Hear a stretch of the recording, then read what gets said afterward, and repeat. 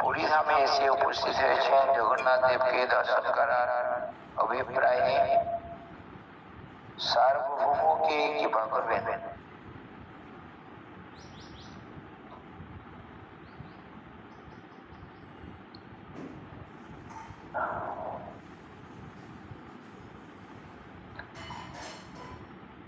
নৈমিতং গৌরচন্দ্রং যঃ কুতর্ক কর্কশাশয়ং সার্বভৌমা ভক্তিভৌমানুমাচরৎ।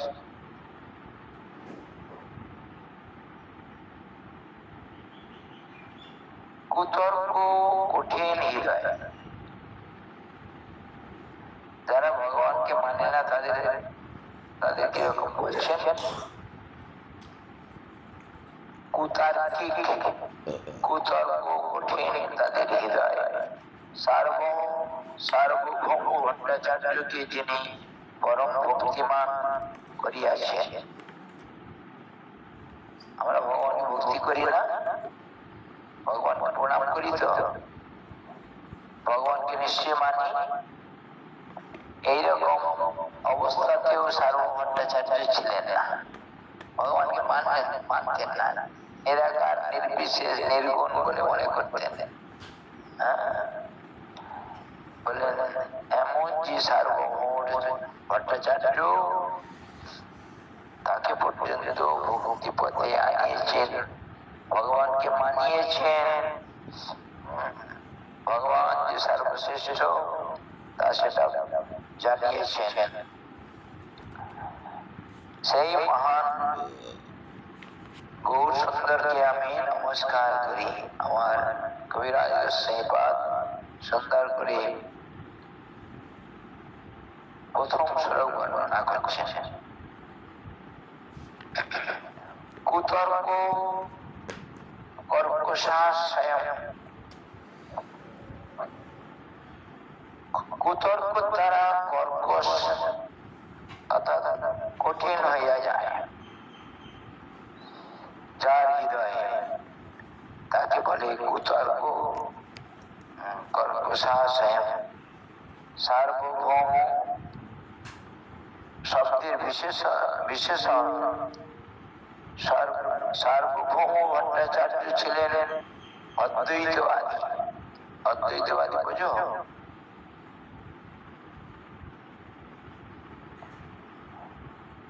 বললেন ব্রহ্মবাদী। শুনলো কি বলছেন, এটা শুনি আর বুঝতে পারবো। শঙ্করাচার্যের আনুগত্য স্বীকার পূর্বক বেদান্ত সূত্রের ব্যাখ্যায় তিনি নির্বিশেষ ব্রহ্মবাদ স্থাপন করিতেন এবং ভক্তিবাদের নিরসন করিতেন। ভক্তিবাদকে ঠেলে সরিয়ে দিতেন আর ব্রহ্মবাদ মানে কিরকম জানো? জানা দরকার, মনে রাখতে পারবে তো? খুব সহজ করে বলে দেবো, একদম মরার আগের দিন পর্যন্ত মনে থাকবে। পেঁয়াজ দেখেছো? পেঁয়াজের খোসাগুলো খোলো, খুলতে কি থাকবে? কিচ্ছু থাকবে না, একদম। ব্রহ্মবাদীরা এরকম, পেঁয়াজের খোসা খোলার মতো কিচ্ছু থাকে না। ওই রকম ব্রহ্মবাদী ছিলেন সার্বভৌম ভট্টাচার্য। বেদান্তি যে সমস্ত সূত্রের কিছু লিখেছেন ওই রকম ভক্তিকে, ভক্তির বাদ সরিয়ে দিয়ে এবং নিরীশ্বরবাদ মানে ব্রহ্মবাদ মানে পেঁয়াজের খোসা খোলার মতো। নীতি বিচার করতে করতে সব শোষণ, সাধন শোষণ, সাধক শোষণ, সাধ্য শোষণ, সব শোষণ। সাধক বলে কেউ নাই, ভক্তি বলে কেউ নাই। ভক্তিমান যে ভগবান তা বলে কিছু নাই, সব শূন্যবাদ। ওই রকম ব্যাখ্যা করতেন। এমনকি ভক্তিবাদের নিরসন করি, ভক্তিবাদের নিরসন আত্ম তর্ককে স্থলে কুতর্ক বলা হইয়াছে। এইরূপ কুতর্কের ফলে তাহার হৃদয় অত্যন্ত কর্কশ হইয়া কোমল স্বভাবা ভক্তিরানীর আসনের যোগ্য হইয়া পড়িয়াছিল। এমন মহাপ্রভুর করুণায় তিনি সব যেটা পাওয়ার কথা সব ফিরে পেয়েছেন। সর্বভৌমা অর্থাৎ সর্বতোভাবে ভৌমা বা মহান যেই স্বয়ং ভগবান গৌরচন্দ্র, তিনি কৃপা করিয়া সেই কঠিন হৃদয়ে সার্বভৌমকে ভক্তিমূলক ভক্তি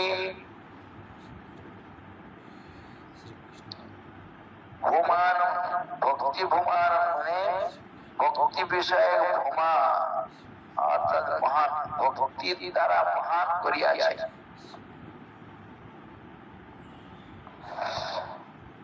পরম ভক্তিমান করিয়াছে। আদিশ্বর শ্রী গৌরসুন্দরকে গৌরসুন্দরের কৃপা মাহাত্ম্য এই প্রারম্ভে শ্লোকে গ্রন্থকার কবিরাজ গোস্বামীপাদ এই পরিচ্ছেদের মুখ্য আলোচ্য বিষয়ে ইঙ্গিত দিয়েছেন এবং যাহার কৃপায় সম্ভব হইতে পারে সেই গৌরচন্দ্রের চরণ প্রান্তে প্রণতি জানাইয়া তাহার কৃপা প্রার্থনা করিলেন। কে করলেন?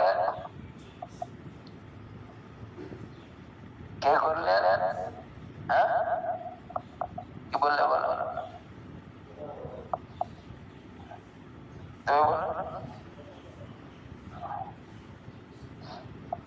এমন সার্বভৌম ভট্টাচার্যকে কৃপা করিয়া যিনি এক্ষুনি নামটা বললাম, সেই গৌরসুন্দরের চরণ প্রান্তে প্রণতি জানাইয়া কৃপা প্রার্থনা করিলেন। সার্বভৌম ভট্টাচার্য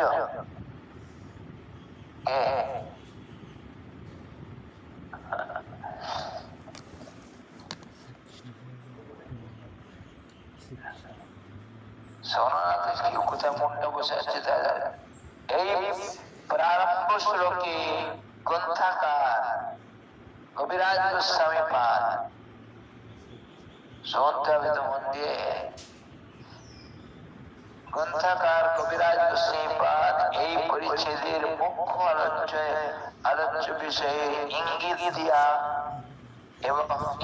দিলেন এবং যাহার কৃপায় অসম্ভব সম্ভব হইতে পারে সেই সুন্দরের চরণে প্রণত হইয়া তাহার কৃপা প্রার্থনা করিলেন। কে?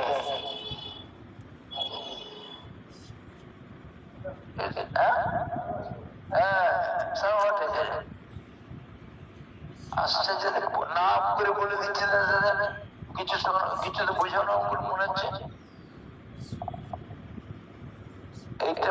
এইটা প্রথম শ্লোকটা বলা মানে সারা পরিচ্ছেদের সারা কথাটাই আমাদের বলে দিচ্ছেন। এই পরিচ্ছেদে যেটা অসম্ভবে পরিণত হয়, কি সেটা? ওই সার্বভৌমকে কৃপা করবার মতো সম্ভব নয়, তাকে শোধন করার মতো সম্ভব নয়, সেইটাই অসম্ভব।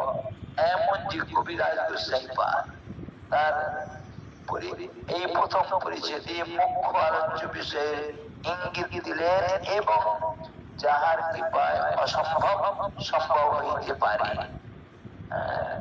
সেই গৌর সুন্দরের চরণে প্রণতি জানাইয়া তাহার কৃপা প্রার্থনা করিলেন। স্যার ভট্টাচার্য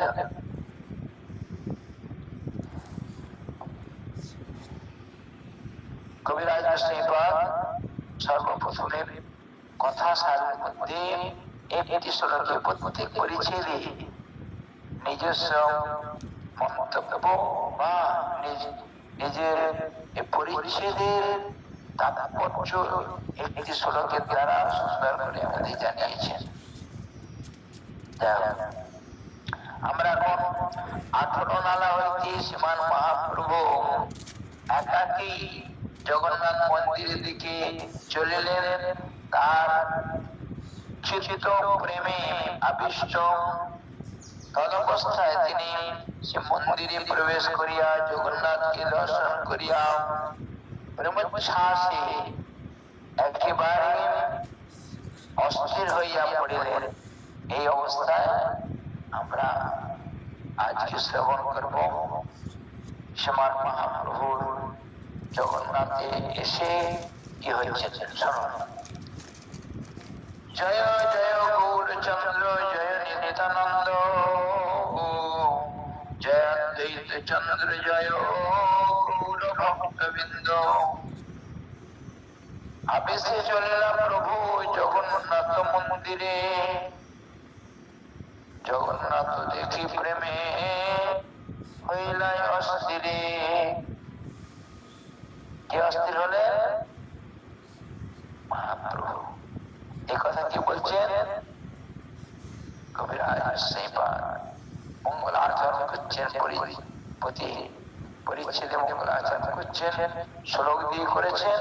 এখন বাংলা পয়ারে সেটা জানাচ্ছি, শোনো ভালো করে নাড়িয়ে শোনো। যদি না শুনি তাহলে এক ফল, শুনলে তার এক ফল। জগন্নাথ আলিঙ্গিতে চলিলা ধাইয়া, মন্দিরে পড়িলা প্রেমে আবিষ্ট হইয়া। দৈবে সার্বভৌমতা করেন দর্শন, পূজা মারি কইলা নিবারণ। প্রভু সৌন্দর্য আর প্রেমের বিকার দেখি সার্বভৌম হইল বিস্ময় অপার। বহুক্ষণে চৈতন্য নহে, বহুক্ষণে চৈতন্য নহে, ভোগের কাল হইল। বহু অনেক সময় ওখানে পড়ে আছে, চেতনা চৈতন্য ফিরছে না। কার? চৈতন্যের চৈতন্য ফিরছে না। আজ চৈতন্য দেবের চেতন ফিরছে না। প্রেমাবশ প্রেমের আবেগে নিয়ে পড়ে আছে। ওই রকম বহুক্ষণে চৈতন্য নহে, ভোগের কাল হইল। ভোগের টাইম সময় হয়েছে। চলো চলো চলো, ওটো ওটো চলো, সব ফিরিয়ে যায়। সার্বভৌমনে তবে উপায় চিন্তিল। সার্বভৌম মহাপ্রভু যেই সময় পুরী ধামে গিয়ে উপস্থিত হয়েছেন, সেই সময় সার্বভৌমাচার্য সেই স্থানে ছিলেন ওখানে। তাই জগন্নাথ মন্দির একদম প্রেমাবেশে, শোনো, প্রেমাবেশে জগন্নাথকে আলিঙ্গন করিবার নিমিত্ত প্রভু ধাইয়া চলিলেন। মহাপ্রভু জগন্নাথ দেবকে ধরার জন্য মহাপ্রভু ছুটেছেন, কিন্তু পারিলেন না। প্রেমাবেশে মূর্ছিত হইয়া মন্দিরের মধ্যে পড়িয়া গেলেন। মন্দিরের মধ্যে ধাপ করে পড়ল। জগন্নাথ দেবকে শ্রীকৃষ্ণ মনে করিয়া রাধা ভাবের আবেশে প্রভু তাহাকে আলিঙ্গন করিতে ছুটিয়াছিলেন। মহাপ্রভু রাধা ভাবে ভাবিত হয়ে কৃষ্ণকে অর্থাৎ জগন্নাথ দেবকে ধরার জন্য ছুটলেন, কিন্তু পারলেন না, মূর্ছিত হয়ে ওখানে পড়লেন। প্রভুকে উন্মত্ত প্রায় দেখিয়া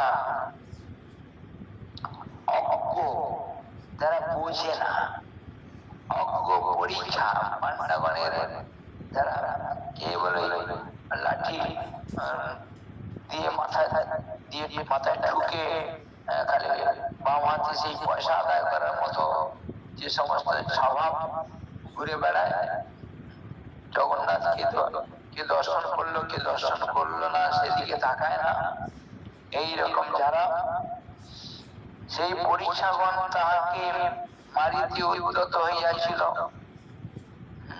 আরে কোন হেলা কোউঠি আসলে পরা বঙ্গালী পরা এমতি ভাবে,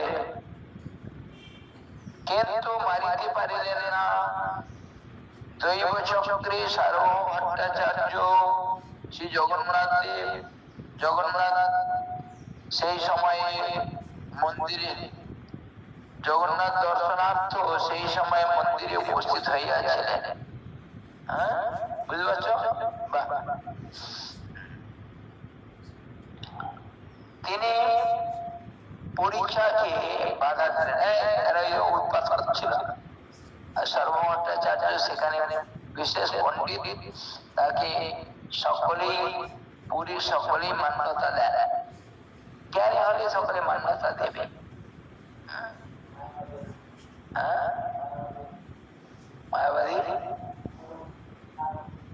মায়াবাদী ছিলেন,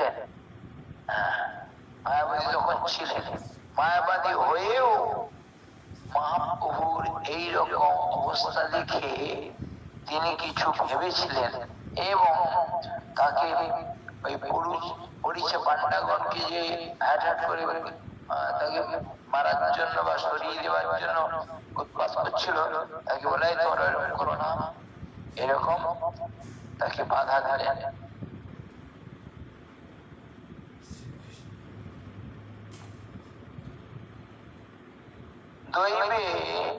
দৈব চক্রে পূর্বের কোন বন্দোবস্ত গতিতেই, কোন বন্দোবস্ত না থাকাতেই দৈব শব্দে ইহাই সূচিত হইতেছে যে হঠাৎ কি বলে প্রভুজি প্রেমোন্মাদ হইয়া মন্দিরে আসিবেন তাহা সার্বভৌম পূর্বে জানিতেন না। এর নাম হঠাৎ বা দৈব কর্তৃক। সার্বভৌম মানে বাসুদেব সার্বভৌম, পরীক্ষা মানে জগন্নাথ দেবের মন্দিরের সেবক, ছড়িদার, এর খবর উঠাচ্ছে, শোনো শোনো, এবে মন্দির বন্ধ হব, আধা ঘন্টা খুলিব নাই, টিকে বাহার যাওয়ার তো।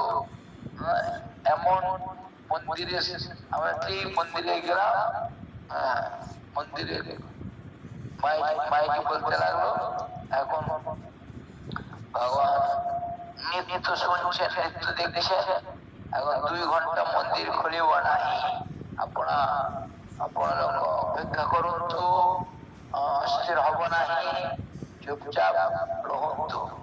আমি বলে এটি 2 ঘন্টা বসে গিয়ে কোন হব, টিকে শুয়ে আসি, বাস ওইরকম তাদের বলা পরীক্ষা অর্থাৎ সেবক। মারিতে উদ্যত হইলে সার্বভৌম বিশেষ করে এই কথা আমরা শুনলাম।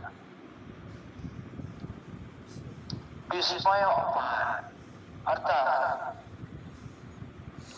অপরিসীম বিস্ময়, এইরূপ আশ্চর্য আর এইরূপ প্রেম বিকার সার্বভৌম আর কখনো দেখেন নাই বলিয়াই তার বিস্ময় জন্মিয়াছিল। মহাপ্রভু যে প্রেমে আপ্লুত হয়ে মূর্ছিত হয়ে পড়লেন, সেটা যে ভাবের বিকারটি অবস্থায় এসে উপস্থিত, সেটা আমার সার্বভৌম ভট্টাচার্য ইতিপূর্বে দেখেননি। তাই জ্ঞান হলো কি করে? জ্ঞানী তো ন্যায়ের পণ্ডিত, জ্ঞান তো কটকটে আছে। বহুক্ষণ চৈতন্য নহে, অর্থাৎ বহু সময় অতিবাহিত হইল, তথাপি মহাপ্রভুর চৈতন্য অর্থাৎ বাহ্যিক জ্ঞান ফিরিয়া আসিল না। ভোগের কাল হইল। এদিকে জগন্নাথ দেবের ভোগের সময় উপস্থিত প্রভুকে দেখিবার, প্রভুকে সেখানে আর রাখা যায় না। ভোগের স্থানেই পড়িয়াছে, যেখানে ভোগ হবে সেই জায়গায় সার্বভৌম প্রভৃতি। তখন সার্বভৌম এক উপায় স্থির করিলেন। জগন্নাথের কয়েকজন পরীক্ষা এবং নিজের কয়েকজন শিষ্য দ্বারা তিনি মূর্ছিত প্রভুকে বহন করিয়া নিজ গৃহে লইয়া আসিলেন এবং এক পবিত্র স্থানে তাকে শোয়াইয়া রাখিলেন। কে? সার্বভৌম মহাপ্রভুকে তার বাড়িতে নিয়ে আসলেন। এই চলো ধরো, এই নিয়ে চলো আমার বাড়ি। হ্যাঁ, ওই রকম শিষ্য পরিচ্ছদ দ্বারা, অর্থাৎ সার্বভৌমের শিষ্যের মধ্যে যাহারা যেখানে উপস্থিত ছিলেন তাহাদের দ্বারা এবং পরিচ্ছদের দ্বারা তাকে নিয়ে আসলেন। আচ্ছা, জ্ঞান ওই রকম শ্বাস প্রশ্বাস নাহি উদর স্তম্ভন দেখিয়া চিন্তিত হইল আচার্যের মন।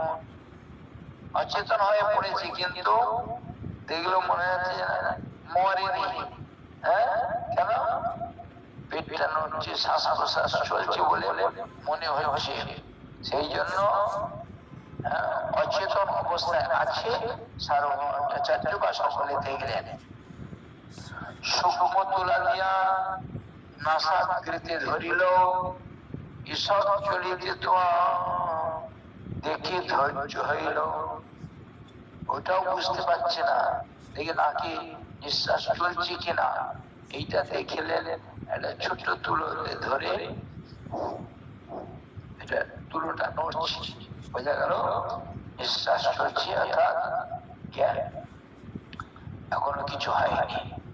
বসি ভট্টাচার্য মনে বিচার করেন বিচার, এই কৃষ্ণ মহাপ্রেমের সাত্ত্বিক বিকার। মহাপ্রভু যে লক্ষণ, সেই লক্ষণটা অন্য কোন পাগলামি নয়, এটা কৃষ্ণ প্রেমের একটা বিকার। সেই কৃষ্ণ প্রেমের বিকারটা বুঝলেন কি করে? সার্বভৌম ভট্টাচার্যের পাণ্ডিত্য জ্ঞানের দ্বারা। চোখে জলটা দিয়ে কিছু শুনতে পাবে না, কথা হলো শোনার জন্য বসা। তো এগুলো তো আমাদের শোনার দরকার, যদি শোনে তাহলে ভালো, তা না হলে কত ভালো কত খারাপ সেটা, যত ভালো তা অপেক্ষা 100 গুণ খারাপ। এই জন্য একটু যত্ন করতে হবে। স্বাভাবিক সকালে তো একটু ঘুম আসে, কিন্তু অত ঘুমালে কি ভালো হবে? তারপরে প্রভুর নাশায় শ্বাস নাহি, প্রশ্বাস নাহি, প্রভুর উদরেও কোনরূপ স্পন্দন নাই।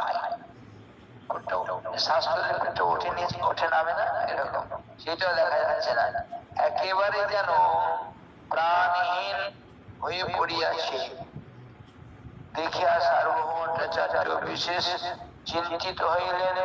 তখন সূক্ষ্ম তুলনিয়া প্রভুর নাসিকার সম্মুখে ধরিলেন। দেখিলেন যে তুলটি অতি আস্তে আস্তে নড়িতেছে। দেখিয়া ক্ষীণ হইলেন, শ্বাস কিছু আছে ভাবিয়া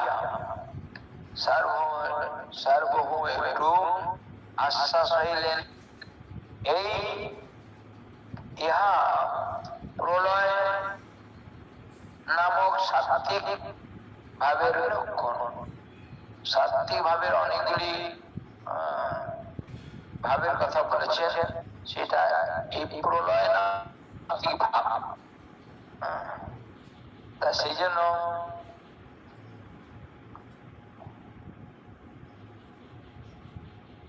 সার্বভৌম শাস্ত্রজ্ঞ পণ্ডিত ছিলেন। ভক্তিমার্গের বিরোধী হইলেও তিনি ভক্তি শাস্ত্র বিশেষ রূপে আলোচনা করিয়াছিলেন। কৃষ্ণ প্রেমের লক্ষণাদির কথা তিনি বিশেষ রূপে জানিয়েছেন। যদি না জানে তাহলে দেখলে চিনতে পারবে না। তিনি জানতেন, ভক্তির লক্ষণগুলো তিনি বুঝতেন, তাকে তো পণ্ডিত বলে।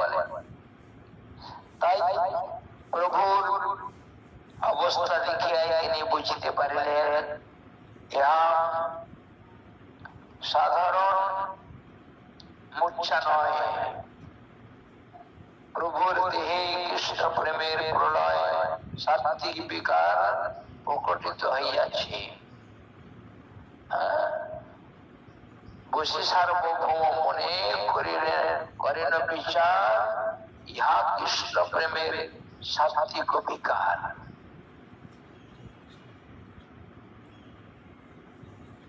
ভাবলেন কৃষ্ণ মহা প্রেমের অর্থাৎ কৃষ্ণ প্রেমের প্রবল উচ্ছ্বাস জনিত সাত্ত্বিক বিকার সাক্ষাৎ কৃষ্ণ সম্বন্ধীয় অবস্থা কিঞ্চিত ব্যবধান হেতু ভাবসমূহ দ্বারা চিত্ত আক্রান্ত হইলে পণ্ডিতগণ সেই চিত্তকে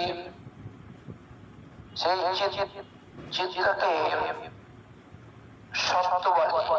সত্য হইতে বিভিন্ন যে সকল ভাব তাহাকে সাত্ত্বিক ভাব বলা হয়। সত্য অপত্য ভাব ইতি সাত্ত্বিক, তাহাকে সাত্ত্বিক ভাব বলে। সাত্ত্বিক ভাব ৮ প্রকার। কি কি মনে আছে কারো? স্তম্ভ, ভেদ, রোমাঞ্চ, স্বরভেদ, কম্প, বৈবর্ণ, অশ্রু ও প্রলয়। ইহাদের লক্ষণের কথা ইতিপূর্বে বলা হয়ে গেছে, আমরা আগে শুনেছি।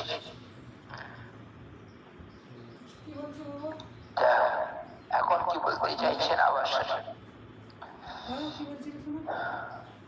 সুদীপ্ত সাত্ত্বিক এই নাম যে প্রলয় নিত্য সিদ্ধিত ভক্তি সে সুদীপ্ত ভাব হয়। অধীরূঢ় ভাবে তার এই বিকার মনুষ্যের দেহে দেখি বড় চমৎকার। সার্বভৌমাচার্য এইগুলো দেখছেন। উদ্দীপ্ত মানে একদা কাপড় আজকে কেছো না তো প্যান্টটা কেন নেওয়া হলো তাহলে একদা ব্যক্তিমাপন্ন পুষ্ণা সর্ব এব ভা আর আরূঢ় প্রমত্ত কর্ষ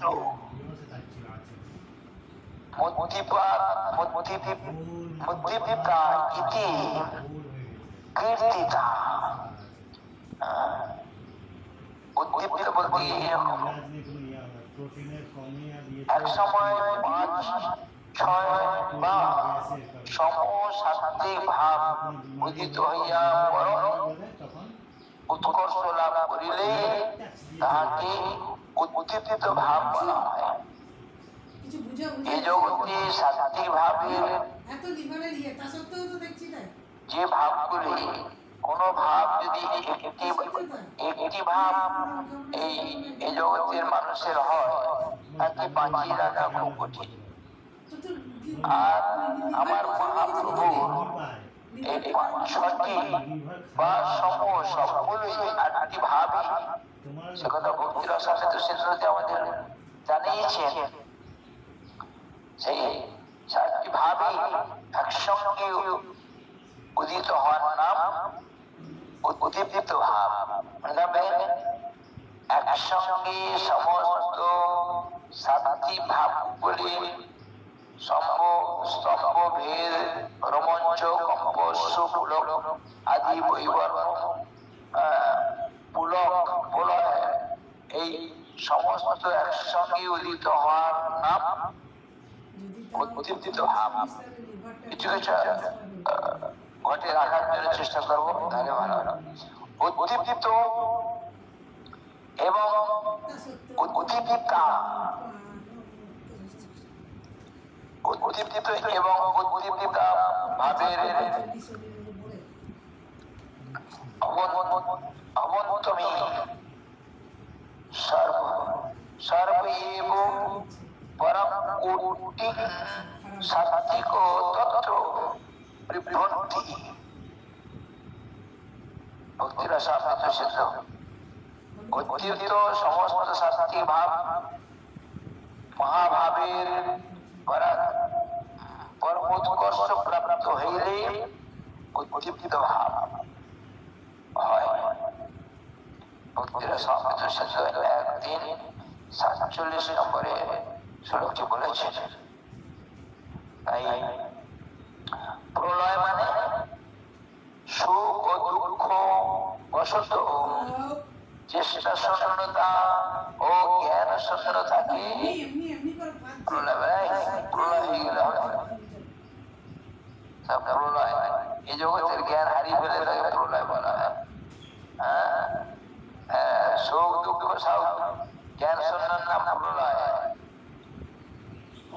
কখন হয় প্রলয়? ভূমিতে পতনাদি অনুভব সকল প্রকাশিত হয়। বুঝলেন? জীবের সুখ আর দুঃখ, পুণ্য নয় পাপ, কিছু না কিছু থাকবেই। যদি না থাকে সত্তাটা থাকতে পারে না। পুণ্য করলে পুণ্য স্থানে পুণ্য ভোগ করার জন্য পুণ্য স্থানে অবস্থান করে, আর পাপ পুণ্য ক্ষয় হয়ে গেলে পাপ ভোগ করার জন্য পাপ ভোগ করার স্থানে অবস্থান করে। এইরকম জীব যত যা কিছু যে অবস্থাতে অবস্থান করছে, কিছু না কিছু তার পুণ্য বা পাপ তো আছেই আছে। এটা হচ্ছে জীব সত্তার বিশেষত্ব। সেই জন্য ওই রকম এই জগতের পাপ এবং পুণ্য, সুখ এবং দুঃখ যখন কিছুই থাকে না, তখন বলা হচ্ছে প্রলয়। সেই প্রলয় অবস্থায় এবার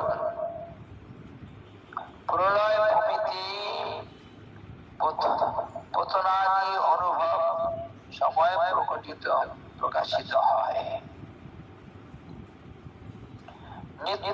নিত্যসিদ্ধ ভক্তগণ, নিত্যসিদ্ধ ভক্ত মানে ভগবানের নিত্য পরিকর পরবর্তী পায়ারে অধীর মহাভাবের স্পষ্ট উল্লেখ আছে। অধীর মহাভাব ব্রজগোপীগণের পক্ষেই সম্ভব। অন্য অন্য ভক্তের দেখো পাঠ্যে বসে যদি হাতটা সোজা করো, ভালো করে বসো, পাঠে শুনতে কতগুলো ক্ষতি হয়। পাঠ শুনতে বললে কালকে আমি দেখছিলাম এই কথা বলি। আমি মায়াপুরে মায়াপুর থেকে প্রায় আশেপাশ থেকে অনেকেই এসছেন, মহারাজ ঝুলন সম্বন্ধে বলবেন। সেই কথাটাই কালকে দুপুরে সন্ধ্যার সময় বললাম। এত আমার কষ্ট হচ্ছিল।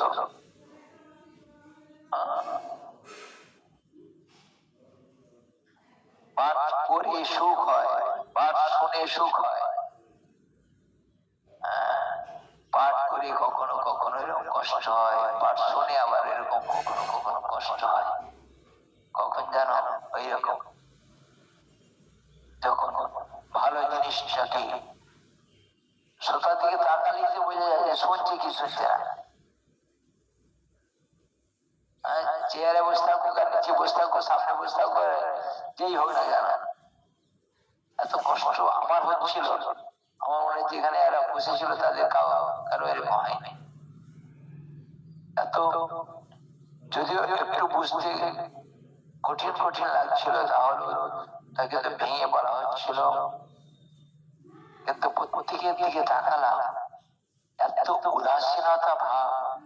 কেউ মাথা নাড়ছে বসে না, কেউ বসে থাকতে হয়তো বসে আছে, কেউ বুঝছি অন্য মনস্ক গালে হাত দিয়ে অন্য দিয়ে ঠেস দিয়ে বসে থাকে।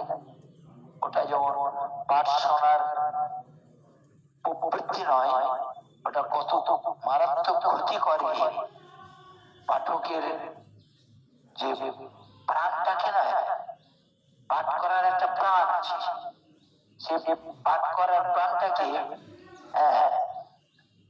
মাথায় লাঠি দিয়ে মারলে যেমন মানুষ অচেতন হয়ে যায়, ঠিক ওই রকম পাঠ করার প্রাণের মাথায় লাঠি মারে।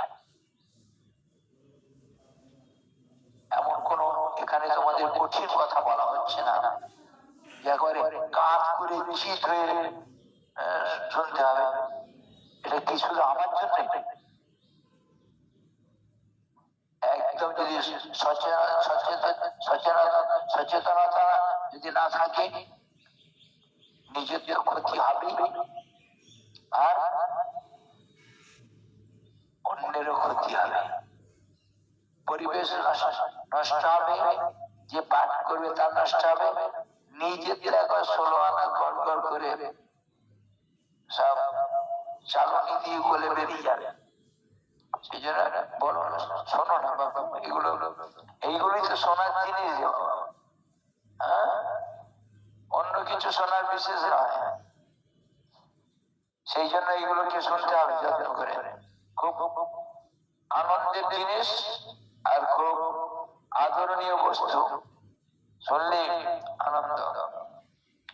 এইরকম নিত্য সিদ্ধের ভক্তি কথা, নিত্য সিদ্ধের কথা বলছেন। এই অধীর কোথায় পাবো এইগুলো? আচ্ছা নাকি বাড়িতে?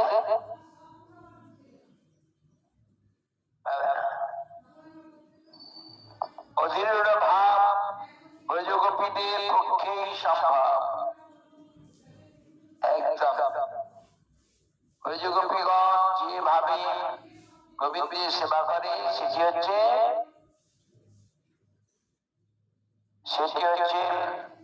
রাগাত্মিকা ভাব। সেই রাগাত্মিকা ভাবের দ্বারা যাহা লক্ষ্য হয় তাহা হচ্ছে অধীর ভাব।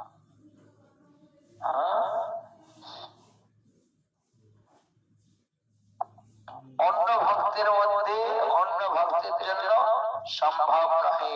সুতরাং এই স্থলে নিত্য সিদ্ধ ভক্ত শব্দে নিত্য সিদ্ধ কৃষ্ণ প্রেয়সী ব্রজ সুন্দরীদের কথাই এই স্থানে বলা হইতেছে। একদম কান খুলে শুনে না। আমাদের কি দরকার? তাদের বলছি আমাদের তো চ্যাপ্টারই নয়, আমাদের কি দরকার সেটা বলবে, সেই জন্য বলছি।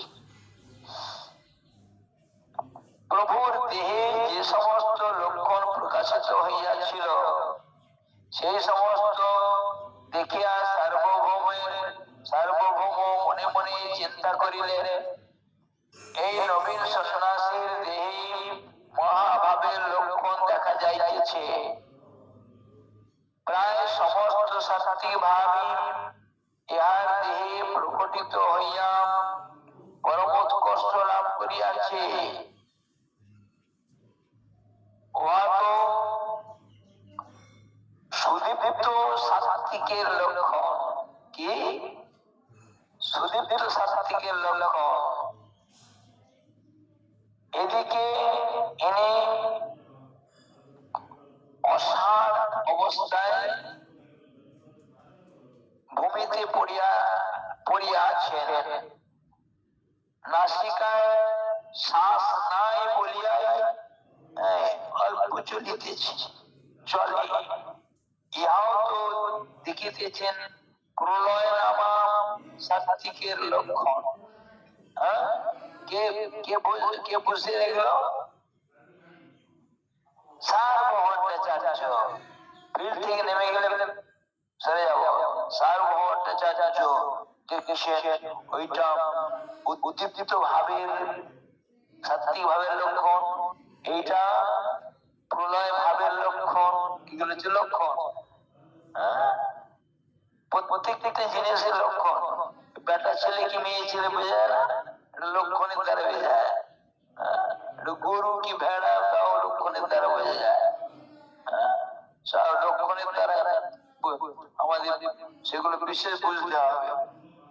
কিন্তু সুদীপ্ত সাত্ত্বিক তো সাধক ভক্তের দেহে কখনো প্রকটিত হয় না। কেউ অনুভব করছেন? সার্বভৌমাচার্য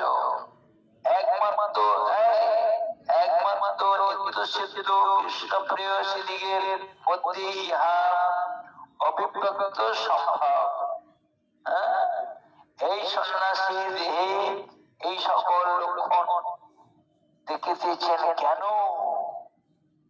এইটা মনে করে সার্বভৌমাচার্য তুলে নিয়ে চলো আমার ঘরে নিয়ে চলো।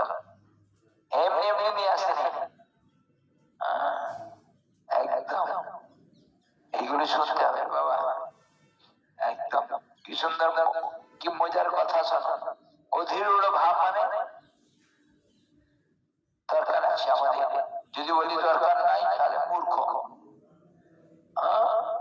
আমার বাবার সম্পত্তি কোথায় কোথায় আছে, আমার জানা দরকার আছে কিনা?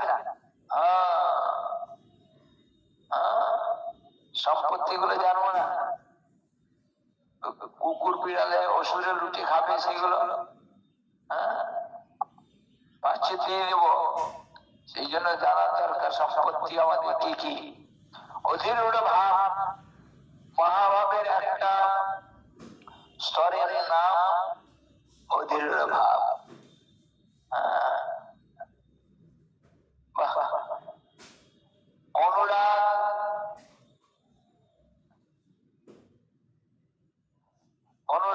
অনুরাগ ও সস্নেহ দশাপ্রাপ্ত হইয়া প্রকাশিত হইলে এবং যাদবাশ্রয় বৃদ্ধি লাভ করিলে ভাব বা মহাভাব নামে অভিহিত হয়। উজ্জ্বল মেনমণিতে বলেছেন ইহা একমাত্র ব্রজদেবীগণেরই সম্ভব। তারকা মহিষীগণের পক্ষে